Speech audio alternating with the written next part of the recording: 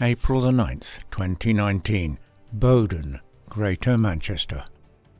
The morning erupts with a splinter of wood and a rush of boots. It's a raid. Inside, lights blaze on as officers search through the rooms. A man moves quickly, clutching something small, metallic, fragile. In the bathroom, glass shatters, water churns, fragments disappear into the bowl. From behind a locked door comes a single, desperate line: "Don't tell them anything." What follows will take years to unravel, because this raid is only the end of a much longer story of Aram Sheibani, one of the most notorious drug lords in modern British history. To understand how a man could wake in a Manchester flat with vault keys, hidden cash, and devices worth destroying, the lens must shift backwards. 2 decades earlier, Aram Sheibani arrived in Britain as a refugee. By 19, he holds the deed to a house in Hulme. What follows is not success in the ordinary sense, but the quiet construction of a fortune that paper records cannot truly explain. Sheibani is born in Iran in 1980. He arrives in Britain as a refugee, eventually settling in Greater Manchester. By 19, he signs the papers for a house in Hulme. A first property goes on to evolve into a portfolio. Manchester, London, then Spain. On paper, he is a landlord and developer, complete with a registered company and formal title. In reality, the numbers never add up. Between 1999 and 2010, he declares income only 5 times, each return bolstered with forged documents. Payslips, tax forms, bank statements, manufactured to inflate earnings and unlock mortgages. With false records, he buys, remortgages, and sells in rapid cycles. Associates act as straw buyers, transferring deeds into his hands without payment. By deceiving banks about his income and occupation, Sheibani assembles a £5 million property empire without legitimate support. Investigators later conclude more than £3 million in income was never declared to HMRC. Tax evasion on a vast scale, hidden in bricks and mortar. For years, Sheibani moved in the shadows, stacking millions, bending the system, and convincing the world he was untouchable. But no illusion lasts forever, and in his case, it all began with one moment of carelessness. The speed of accumulation draws attention. In 2011, he is stopped at Manchester Airport with €42,000 in cash. A first crack in the façade, and a signal to investigators that his wealth outpaces any honest means. For nearly a decade he stays ahead. Property deals, remortgages, international transfers, a lattice designed to mask origins. Outwardly, a shrewd businessman with a taste for success. Behind the screen, the foundations of something far darker take shape. Wealth without origin fuels spectacle. Sheibani moves through airports in first-class cabins, champagne in hand. He posts the images online. Yachts under Mediterranean sun, nights in velvet-lit clubs, women posed at his side. Social media becomes his stage, each photograph a curated mask of legitimacy. The garage alone could pass for an exhibition. 2 Bentleys, a Porsche Panamera, a Mercedes with gull-wing doors. One white Bentley paid for in cash becomes the centerpiece, gleaming like a trophy of excess. And, of course, indulgence doesn't stop with automobiles. Between 2011 and 2014, Sheibani pours 6 figures into sculpting himself. Hair transplants in Los Angeles, veneers, a nose job. Newspapers would one day call him vain. But the numbers are enough. $58,000 on a single procedure. More on the next, until even his reflection seemed purchased. His walls carry the same signal. Original works by Banksy and Warhol hang in his apartments. Art worth hundreds of thousands. Hotels, yachts, island villas, Sheibani moved between them like they were his own. He hosted nights where champagne flowed endlessly, music drowned out the dawn, and pleasure blurred into decadence. In one Kensington apartment, valued at over £1.7 million, the parties stretched on for days, whispered about in the city as hedonistic marathons of drugs, luxury few could ever imagine. To friends and acquaintances he is untouchable, a crypto-millionaire, a property tycoon, a man whose success seemed effortless.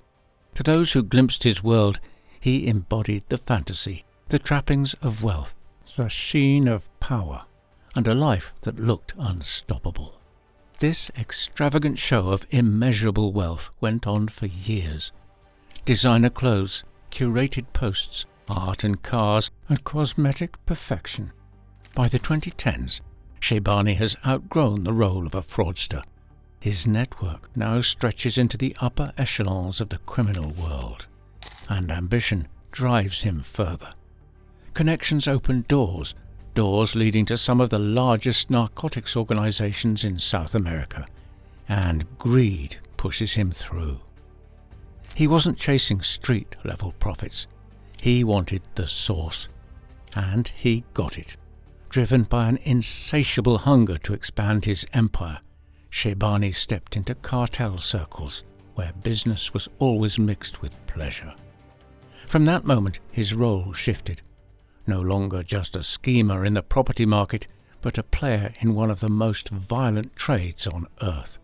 By at least 2010, cocaine became the cornerstone of his fortune. Evidence shows he had moved dangerously close to production itself, embedding himself near the source in Colombia. These weren't distant supply deals, they were handshakes with the men who controlled the flow of powder across oceans. One trip in December 2013 captures this transformation. Officially, a holiday in Colombia. Unofficially, something else entirely. Days of extravagant partying fold seamlessly into introductions with suppliers. And yet, for a man who photographs everything, every night out, every luxury escape, Colombia leaves no trace. No selfies, no albums, no digital footprint at all. Detectives would later seize on that silence. The absence itself became evidence. These were not vacations. They were business meetings in the cradle of cocaine production. From those ties, Sheibani forged direct links to cartel power. Supply chains opened across continents, pipelines of cocaine flowing into Europe. But he was never content with brokering alone. He sought control. He sought scale. He became not just a distributor, but a processor, manufacturing and moving the product at industrial level. Financial records and witness accounts confirm that between 2014 and 2016, he acquires heavy industrial machinery designed for coke processing. 2 hydraulic presses, each weighing 30 tons, capable of compressing powder into transport bricks. Industrial vacuum packaging machines to seal consignments. Large quantities of acetone, the chemical used in purification. On their own, each purchase could be explained away. Taken together, they are unmistakable. The presses themselves are never recovered. Investigators suspect that once law enforcement pressure mounted, Sheibani either hid or destroyed them. The timing coincides with global crackdowns on encrypted communications. Around him, the infrastructure multiplies. 11 professional-grade banknote counters circulate through his properties. No legitimate business needs such volume. They point directly to the scale of cash handled in narcotics deals. Through these assets, Sheibani positions himself as a wholesale broker and launderer. His networks funnel coke into Britain, Spain, Belgium, the Netherlands and beyond. He supplies organised crime groups across the continent. In the UK, he operates at a distance, hidden behind property portfolios and shell companies. But his role is central. converting raw paste into saleable form, moving wholesale quantities across borders and feeding the European market. The proceeds return through familiar channels: properties, artwork, and cryptocurrency. By the time of his arrest, Sheibani controlled at least £1.5 million in crypto assets. He meticulously stores recovery codes for his wallets, knowing that digital currency is harder to trace and seize. Funds move through overseas exchanges designed to vanish from regulators' view.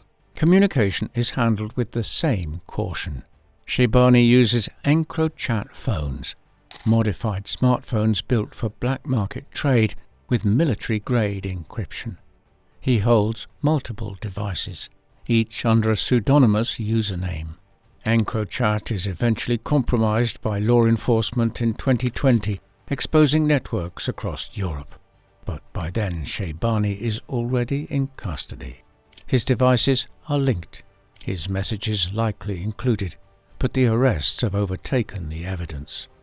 Alongside these phones, he keeps iron key USB drives.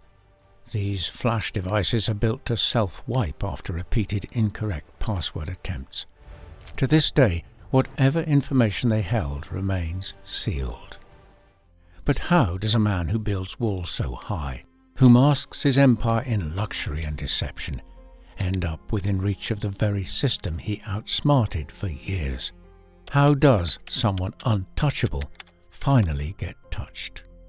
By the mid-2010s, the glossy exterior Sheibani had built for himself began to show fractures. Between 2016 and 2018, several investigative threads were slowly converging on his empire. His world of yachts, Bentleys and designer apartments was still being flaunted, but behind the scenes, law enforcement had begun to pick up his scent. The first alarms came not from coke, but from cash. Financial irregularities caught the attention of Greater Manchester Police's Economic Crime Unit. They noted large, unexplained deposits into his accounts, suspicious overseas transfers, and mortgage applications riddled with forgeries. Detectives were struck by how Sheibani's outward lifestyle, luxury homes, flashy cars, and frequent international travel bore no resemblance to his financial disclosures. On tax filings, he would often declare no income at all, or minimal sums, while living like a multi-millionaire. The earlier incident at Manchester Airport, where he was stopped carrying €42,000 in undeclared cash, had already raised eyebrows. Now, combined with fraudulent mortgage documentation, it placed him firmly on the radar of financial crime investigators. At first, the scope of his criminality was unclear. Detectives believed they were dealing with a mortgage fraudster and money launderer, someone gaming the property market for illicit gain. But even they had no idea that this was just the tip of a much larger iceberg. Investigators mapped out Sheibani's property dealings and found repeated red flags for laundering.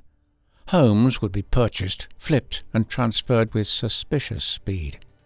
In several cases, the initial buyers were associates, straw buyers, who would then pass the properties to Sheibani without any money ever changing hands. On paper, it looked like harmless real estate activity. In reality, it was the classic laundering method of cycling dirty cash through bricks and mortar until it looked clean. The deeper the Economic Crime Unit dug, the wider the net spread. By 2018, detectives realized they were not dealing with a small-time fraudster. They had stumbled onto a far more dangerous figure, an international narco-financier whose tentacles reached across multiple continents. Investigations began branching into Spain, Switzerland, Dubai, Australia, the United States, Colombia, and even Iran. Each new country added a layer of intrigue. Swiss bank accounts hinted at hidden reserves. Luxury purchases in Dubai pointed to money being stashed in the Middle East. Australian associates raised questions about global connections. Even Colombia, the beating heart of the coke trade, appeared in the puzzle. Detective Sergeant Lucy Pearson later described the moment of realization. It soon became clear that this reached far and wide, and would require a dedicated team to unpick the sophisticated way he went about his criminal endeavors. Sheibani was not only laundering vast sums, he was embedding himself in global markets and networks, using financial sophistication to mask criminal roots. By early 2019, the net was tightening. Authorities had begun tying the financial irregularities directly to the narcotics trade. A critical breakthrough came when forensic accounting linked Sheibani's purchase of industrial coke processing equipment, hydraulic presses, vacuum packaging machines, and large quantities of acetone to his financial dealings.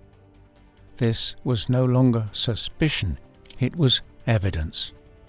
Surveillance teams also reported damning intelligence. Sheibani appeared actively involved in a coke deal within the UK. Investigators suspected he had stockpiles of controlled substances, or at the very least drug paraphernalia hidden at his properties. By then, the walls were closing in. The arrests of those around him rattled his calm façade, pushing him into a spiral of panic, and in trying to shield himself, he only drew more suspicion. He began offloading assets, moving money, dismantling pieces of the empire he had so carefully built. For investigators, that was the clearest signal yet. Something big was about to happen. He was moving money and selling assets. He might also be preparing to flee or destroy evidence. The decision was made. A multi-agency operation would bring his empire crashing down. The plan was carefully orchestrated. Simultaneous raids on his most important properties, ensuring he had no chance to tip off Confederates or move contraband between addresses. The operation built towards what investigators dubbed Strike Day. Tuesday, April the 9th, 2019. At dawn, the trap was sprung. Greater Manchester Police coordinated with the Metropolitan Police in London to hit both fronts at once. One team stormed his primary residence in Bowden Trafford, a wealthy enclave in Greater Manchester where Sheibani lived in opulence. Another team targeted his £1.74 million Kensington apartment in London, the so-called bachelor pad kitted out like a high-end designer store. The simultaneous raids marked the culmination of years of work, financial sleuthing, international inquiries, and patient surveillance. It was the moment where the facade of legitimacy would be stripped away and the darker reality behind Sheibani's empire revealed. For nearly 2 decades, Aram Sheibani had outwitted investigators, a chameleon blending fraud with glamour, crime with respectability. But shadows can only hide a man for so long. When the knock finally came on his door, it wasn't opportunity calling. It was the sound of his empire collapsing. The door was in Bowden. It was just after dawn in Bowden, the kind of leafy, affluent suburb where doors are meant to stay locked and nothing ever happens. But that morning on Delamere Road, everything changed. Sheibani was asleep in his luxury apartment, a plush hideaway shared with his girlfriend. The calm of the morning was broken by the pounding of fists and the bark of police outside. He refused to answer. Behind the silence, panic took hold. In those frantic minutes, Sheibani scrambled. He knew what was coming. He dashed to the bathroom, clutching the black devices that carried his empire's secrets. Encrypted phones, one of them an EncroChat handset. Expensive, custom-built, designed for criminals. He snapped it in half, submerged it in the toilet and tried to flush it away.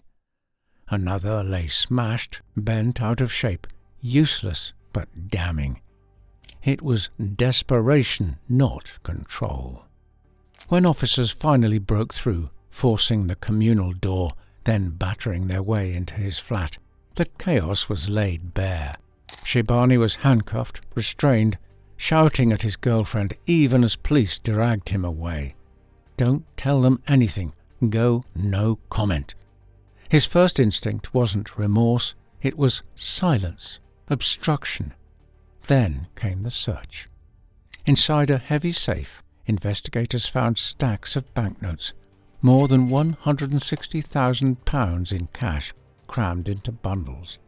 Alongside it, slips of paper with carefully written cryptocurrency recovery codes, the keys to digital fortunes.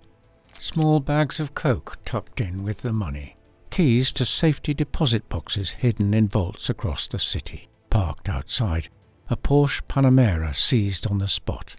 Inside the flat, devices everywhere.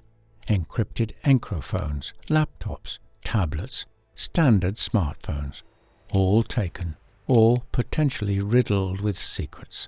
But that wasn't even the worst of what they found, because the digital discoveries they uncovered turned the stomach.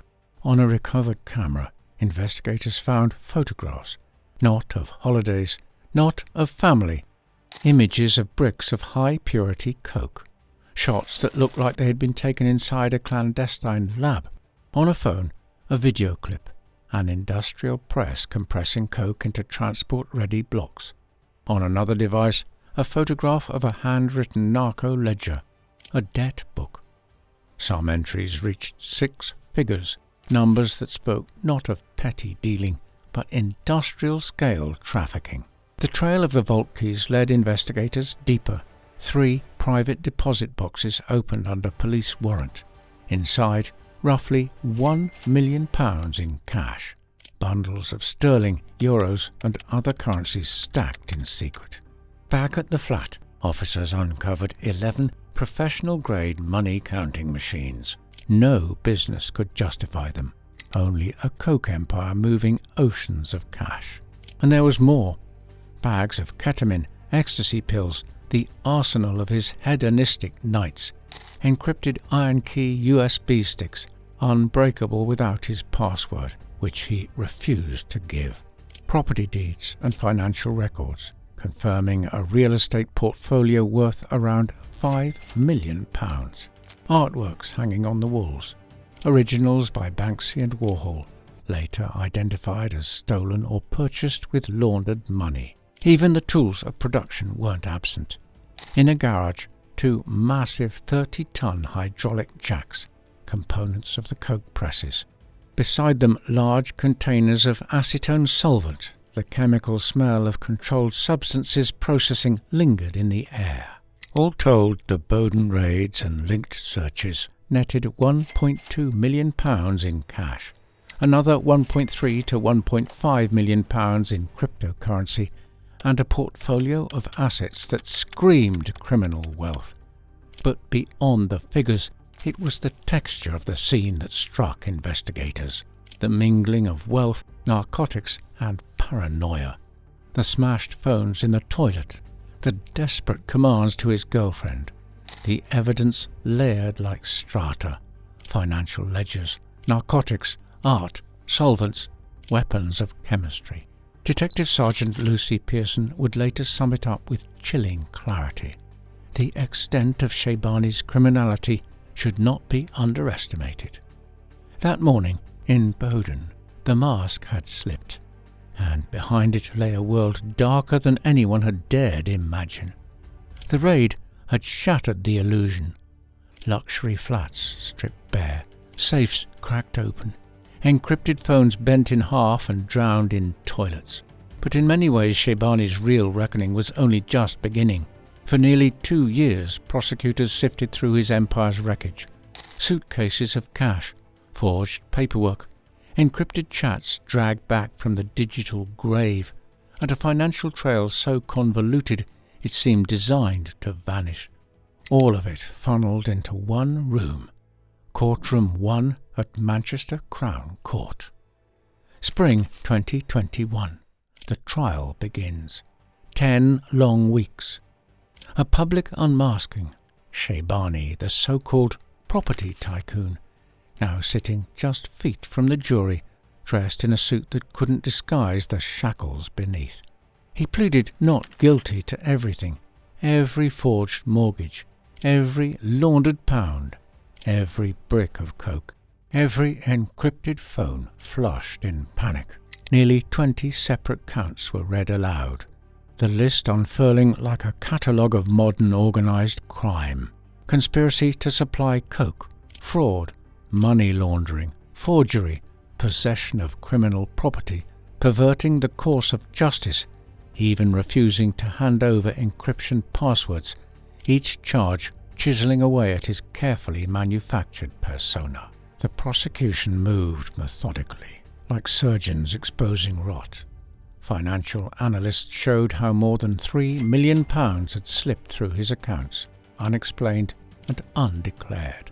Jurors saw fake payslips and bank statements, some bearing balances of £250,000, files traced directly to his own laptop. Border Force officers recalled seizing tens of thousands of euros from him years earlier, proof of a pattern stretching back a decade.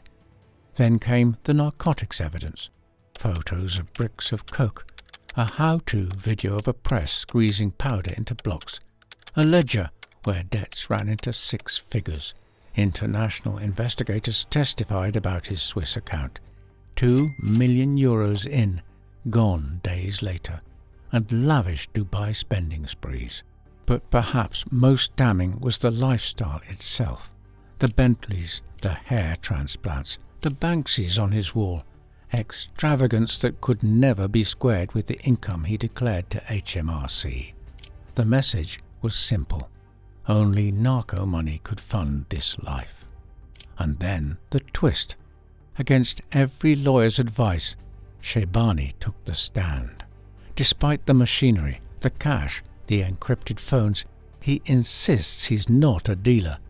He admits to being a user, telling investigators, "I am a heavy drug user, but definitely not a drug dealer." When allegations of narco-fueled gatherings at his Kensington flat are raised, he deflects again.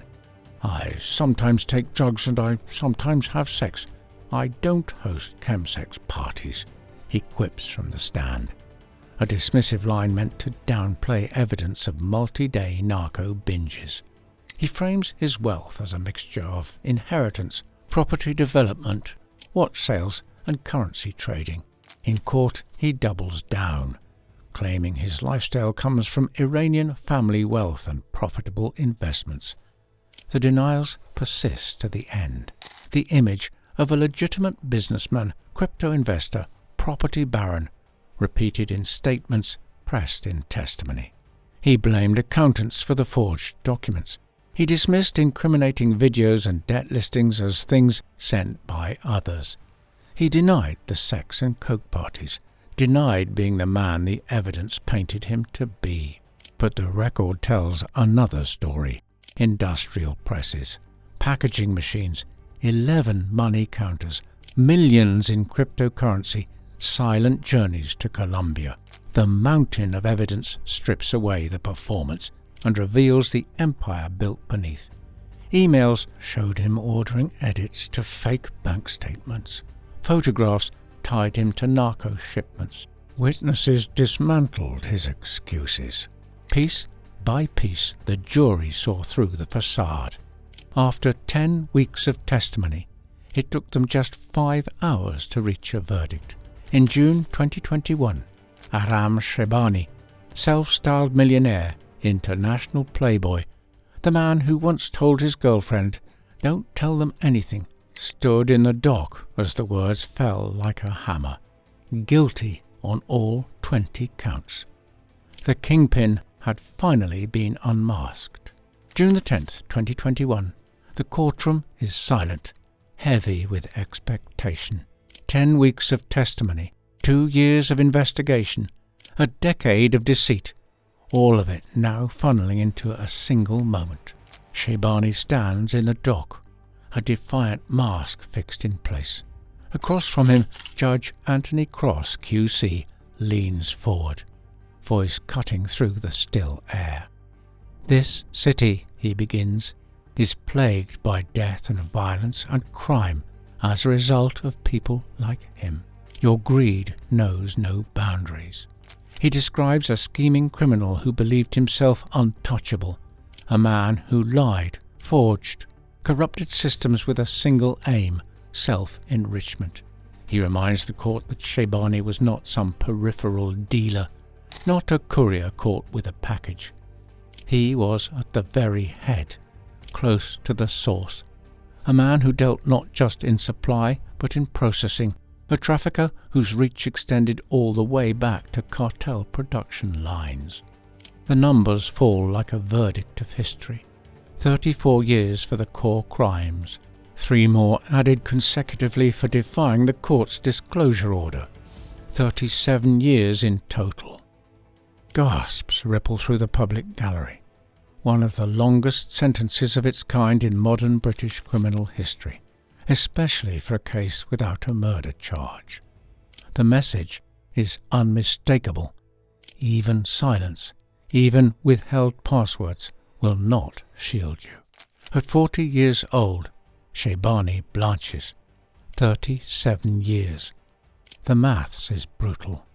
By the time he is first eligible for release, after serving half, he will be pushing 60. By the time the full term expires, he will be nearing 80. Whatever life of luxury he once flaunted is now a ghost. The judge doesn't stop at the man. He widens his gaze to the city, to the country, to every parent who has buried a child to coke. It's rare that a week goes by without this court dealing with a coke-related murder or gang crime. The sentence is punishment, yes, but also a warning. Outside, GMP detectives echo the same note. "We will find you," says Sergeant Lucy Pearson, "and we will ensure you face the full consequences of your actions." The tycoon who once bought Banksy's, who once jetted to Dubai and paid £31,000 for his hairline, is led away as inmate A6438DH. The Bentley, the penthouses, the parties, all stripped, all gone.